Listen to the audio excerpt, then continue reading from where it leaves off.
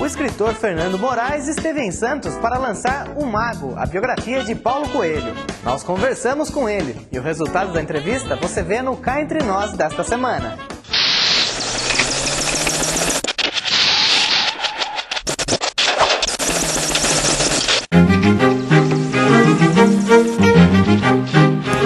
Eu não consigo escrever de bate-pronto.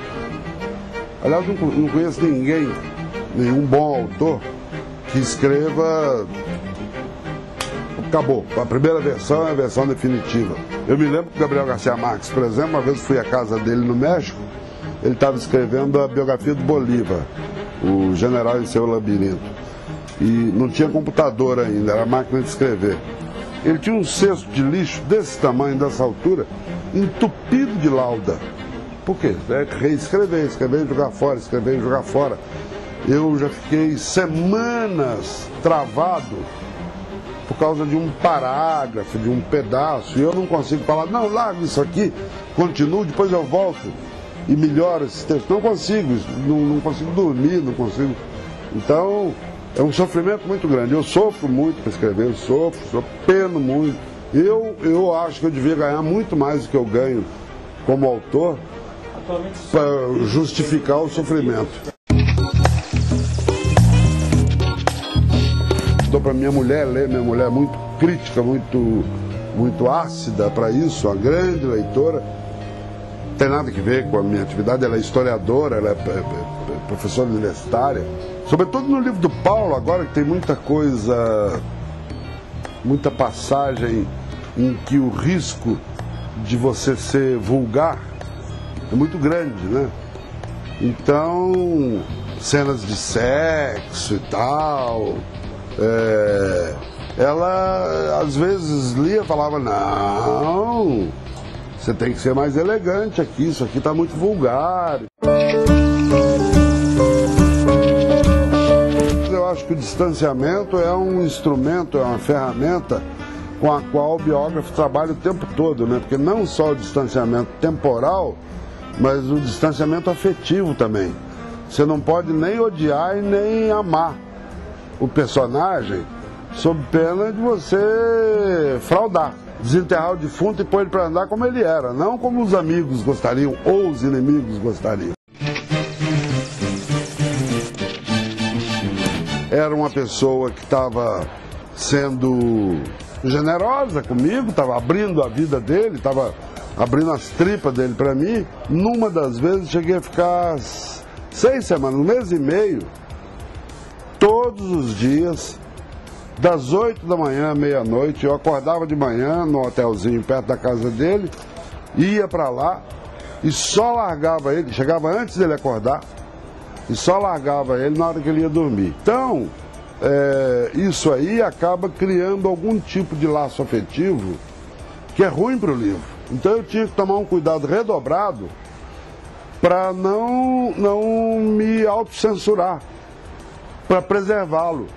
Depois esse cara está sendo generoso comigo, tá abrindo a alma dele comigo, eu vou publicar isto aqui sobre ele, né? Essa coisa horrorosa aqui. Mas no fim eu acabei decidindo que entre o amigo e o leitor eu fico com o leitor. No Escolhas de hoje, uma pedagoga formada na Unisanta fala sobre o trabalho que desenvolve e explica por que escolheu essa carreira para seguir.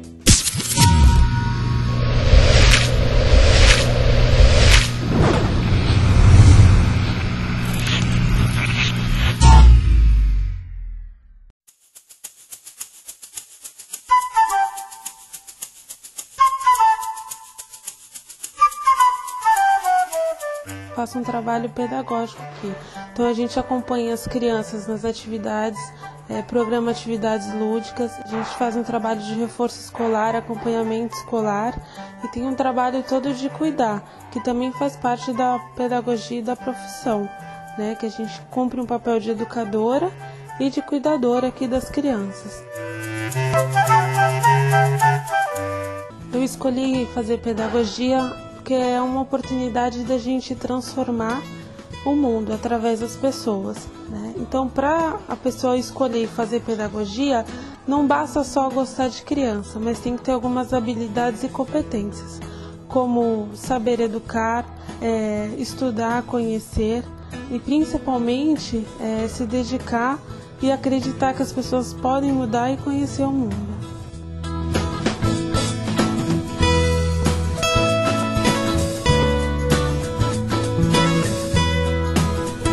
O retorno da profissão de pedagoga, ele é muito grande, porque não é um retorno só financeiro, mas é um retorno emocional, um retorno profissional. A área da pedagogia é uma área que ela se expandiu muito, né? Então, eu trabalho aqui no Lar Santo Expedito, que é uma área de instituição social. Então, a pedagoga, ela não restringe só a escola, mas ela pode estar atuando em outros locais, né? Até empresa, hoje é possível uma pedagoga estar atuando. Nada como você fazer uma criança aprender, você ter esse retorno do ensino, da aprendizagem e de transformar mesmo a criança.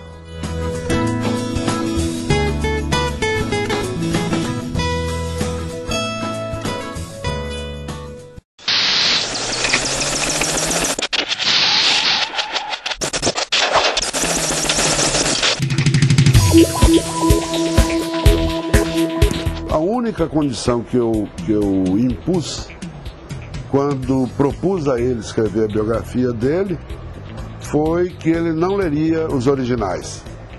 Ele só ia ler o livro junto com 100 mil leitores.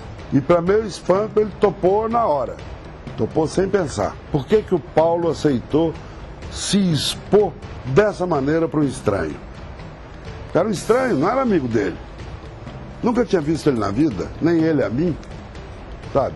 É a única pergunta sem resposta desse livro, é por que que o Paulo topou.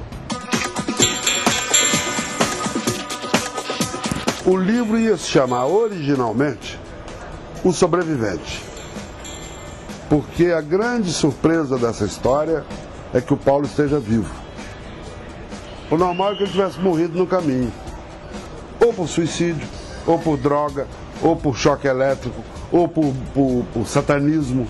Mas é um título feio, O Sobrevivente, e comprido. Eu deixei isso em banho-maria, falei, não vou me preocupar com isso agora, o título acaba nascendo, é como uma matéria num jornal.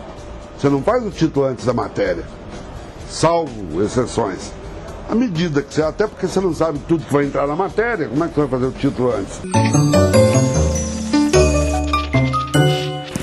E aí surgiu o Mago quase que naturalmente, apesar dele não gostar, de não gostar mais de ser chamado como Mago.